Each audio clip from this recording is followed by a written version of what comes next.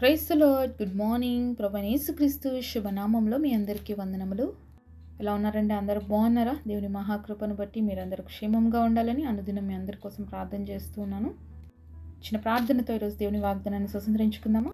మమ్మల్ని ఎంతో మిక్కిలిగా ప్రేమించినటువంటి మా ప్రియ పరలోకమందున తండ్రి, నీ ఘనమైన శ్రేష్టమైన నామాన్ని బట్టి వందనాలయ్యా.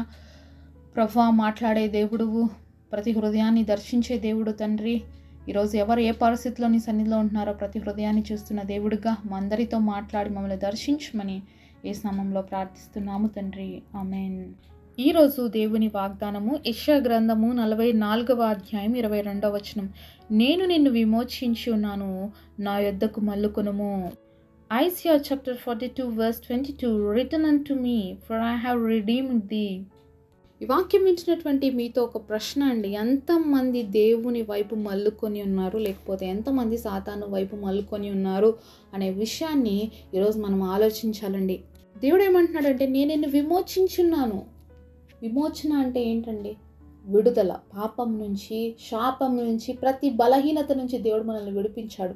ఇజ్రాయేల్ ప్రజల్ని ఐగుప్తి బానిసత్వంలో నుంచి విడిపించాడు, విమోచించాడు వాళ్ళని. అయితే మరి ఇప్పుడు ఎవరి దగ్గరకు మనం మనులుకొని ఉన్నాం? విమోచించబడినటువంటి మనము, పాప బంధకాల నుంచి బడినటువంటి మనము ఈరోజు ఎవరి వైపు చూస్తున్నాం? తిరిగి పాపం వైపు చూస్తున్నామా, పరిశుద్ధత వైపు చూస్తున్నామా? దేవుడు ఇశ్రాయేలు ప్రజలను అయితే ఐగుప్తి ప్రాంతం నుంచి విడిపించాడండి. కానీ విడిపించిన తర్వాత అనేకమైన అద్భుతాలు వాళ్ళ జీవితాల్లో జరిగిస్తూ వాళ్ళ మార్గమంతట్లో వాళ్ళు నడిపిస్తూ ఉన్నప్పుడు మరి మార్గంలో వాళ్ళకి ఆహారాన్ని దేవుడు పరలోక రాజ్యం నుంచి మన్నాను కురిపించాడు.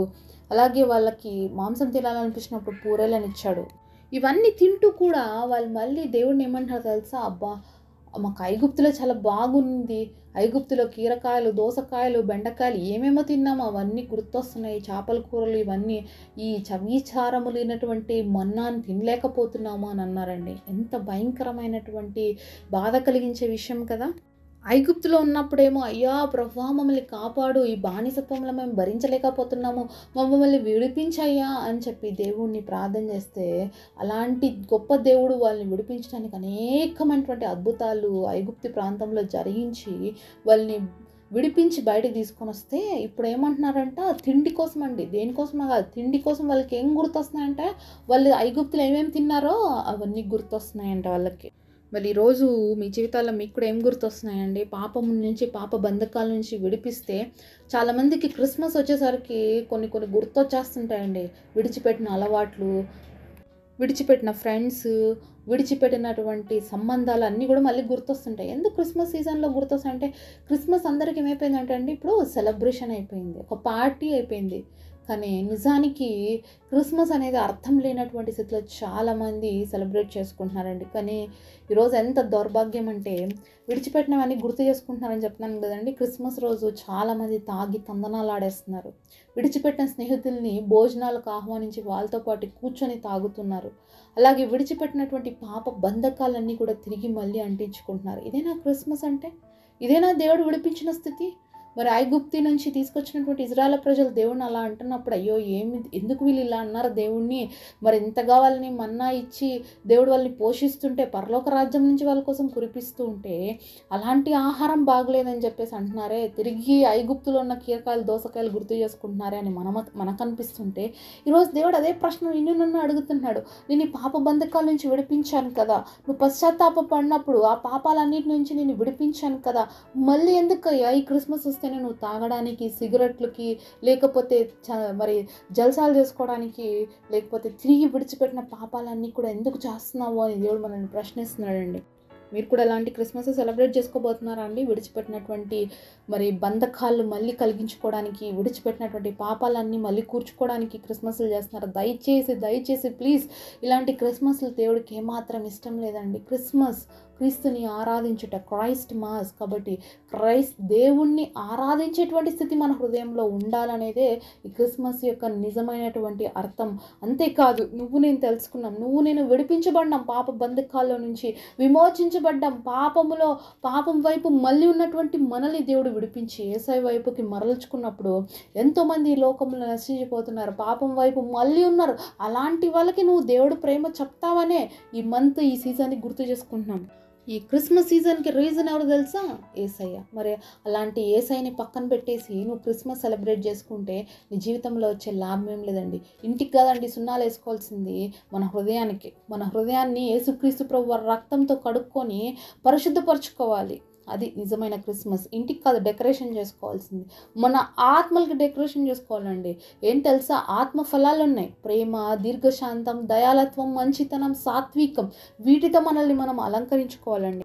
ఊరు వాడ వీధిలో అందరినీ పిలిచి కేకులు కట్ చేసి తాగి తందనాలు ఆడడం కాదండి నిజమైన క్రిస్మస్. నిజంగా నువ్వు దేవుడు బిడ్డవైతే క్రీస్తు ప్రేమను ప్రకటించు.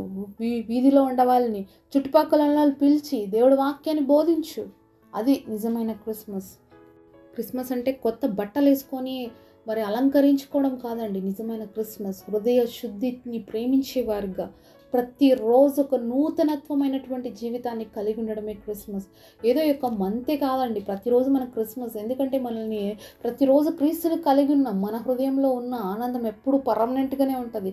ఇది కేవలం ఒక అవకాశం అనుకోవాలి. క్రిస్మస్ ఏదో నీకు సెలబ్రేట్ చేసుకోవడానికి కాదు. ఈ మంత్ నువ్వు ఇతరులకి క్రీస్తు ప్రేమను ప్రకటించడానికి అవకాశం. ఈ మంత్లో అయినా కనీసం ఎవరికైనా చెప్తే పోనీలే క్రిస్మస్ కాబట్టి వాళ్ళు చెప్తున్నారు విందాము ఏమవుతుందన్న ఆలోచనలు ఇతరులో వస్తుంది. కాబట్టే ఈ మంత్ని గాస్పల్ మంత్గా పిలుస్తారండి. అంతేకాని నువ్వేదో బిజీ అయిపోవడానికో, లేకపోతే నువ్వు తిరిగి పాప అలవాట్లోకి వెళ్ళిపోవడానికో, పాపం చేయడానికి కాదండి క్రిస్మస్ ఉండేది. పరిశుద్ధంగా జీవించడానికి, పరిశుద్ధ మార్గాన్ని బోధించడానికి, క్రీస్తు వైపుకి అనేకుల్ని త్రిప్పడానికి, అంటే అనేకుల్ని మళ్లించడానికి. బంధకాల్లో నువ్వు ఒకప్పుడు ఉన్నావో నిన్ను విడిపించాడు. ఇది ఒక క్రైస్తవ మతం కాదండి, ఇది క్రీస్తు మార్గం, పరిశుద్ధమైన మార్గం. నిన్ను విడిపించాడు పాప బంధకాల్లో. ఒకప్పుడు నువ్వు ఏ విధంగా ఉన్నావు, ఏ పాపాలు చేస్తూ నీ జీవితంలో మరి అసహ్యకరమైనటువంటి పరిస్థితుల్లో ఉన్నావు, అలాంటి నిన్ను విడిపించాడు. అలాంటి నిన్ను బంధకాల నుంచి బయటకు తీసుకొచ్చాడు. అలాంటి బంధకాల్లో ఉండే వాళ్ళకి యేసయ్యని పరిచయం చేసే అవకాశం నీకు ఇచ్చాడు ఈ యొక్క మంత్ ద్వారా. నువ్వేం చేస్తున్నావు ఈరోజు? నువ్వు కూడా ఈ మంతే కదా బాగా ఎంజాయ్ చేయాల్సిందని చెప్పి నువ్వు కూడా పాపంలోకి వెళ్ళిపోయి తిరిగి లోకానుసారమైన జీవితాన్ని జీవించడానికి మరి క్రిస్మస్ని నువ్వు కూడా ఒక ఆచారంగా అలవాటుగా కలిగి ఉన్నావా? దయచేసి దేవుడినితోనే మాట్లాడుతున్నానండి. ఆచారపు అలవాట్లు క్రిస్మస్ కాదండి. క్రిస్మస్ అంటే ఏదో నువ్వు తాగి తందనాలు ఆడడానికి కానే కాదు అన్న విషయాన్ని, నువ్వు పార్టీలు చేసుకోవడానికి కానే కాదు అనే విషయాన్ని దేవుడు మరొకసారి గుర్తు చేస్తున్నాడు.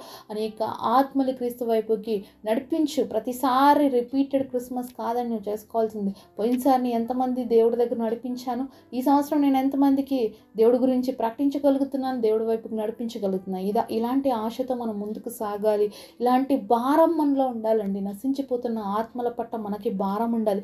మనల్ని విమోచించిన దేవుడు వాళ్ళని కూడా విమోచించాలని ఎదురు చూస్తున్నాడండి. కానీ వాళ్ళకి చెప్పేవాళ్ళు లేక చాలామంది ఈరోజు మరి వాళ్ళు ఎవరికి చెప్పుకోవాలి, వాళ్ళ పరిస్థితి, వాళ్ళు ఏ విధంగా ఈ పాపాల నుంచి బయటపడాలో తెలియక అనేక మంది పాప బంధకాల్లో ఉన్నారండి. మరి దయచేసి ఈ అవకాశాన్ని వినియోగించుకుందాము. మరి ఒక్కరికైనా సువార్త ప్రకటించాలన్న ఆశ, భారము, ప్రార్థన జీవితాన్ని మనం కలిగి ఉందాము.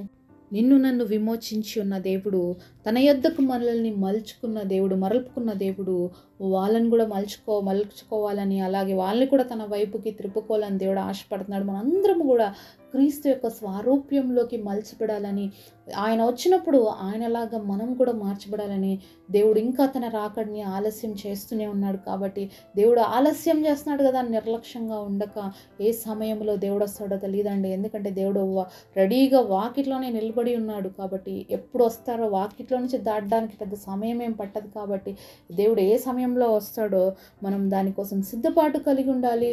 అలాగే దేవుడి యొక్క రాకడ కోసం మనం ఎప్పుడు కూడా సిద్ధంగా ఉండాలి. ఆ విధంగా జీవించడానికి, ఆ విధంగా సిద్ధపడి కలిగి ఉండటానికి మనందరికీ దేవుడు సహాయం చేయనుగాక. పరిశుద్ధుడైన తండ్రి, మాతో మాట్లాడిన ప్రతి మాట కొరకే వందనాలు అయ్యా. మమ్మల్ని పాపము నుంచి, పాప బంధకాల నుంచి విమోచించి నీ వైపుకి మరల్చుకున్న దేవా మీకు స్తోత్రాలు. అలాగే అనేక మందిని కూడా నాయన నీ వైపుకి మళ్లించబడ్డానికి కృపనివ్వండి. నీలాగా నీ రూపులోకి మలచబడ్డానికి కృపనివ్వండి తండ్రి. ఈ వాగ్దానము మా అందరి జీవితంలో నెరవేర్చండి. ప్రతి ఒక్కరము కూడా నాయన మా వంతు ప్రభావ పని చేయటానికి, లోకంలో ఏ ఉద్దేశంతో మీరు మమ్మల్ని పంపించున్నారో ఆ పనులు చేయటానికి మమ్మల్ని సిద్ధపరచమని నజరేయుడైన యేసు నామములో ప్రార్థిస్తున్నాము పరమ తండ్రి, ఆమేన్. ఈరోజు బర్త్డే అలాగే వెడ్డింగ్ యానివర్సరీ సెలబ్రేట్ చేసుకుంటున్న మీ అందరికీ కూడా wish you happy birthday and happy anniversary. God bless.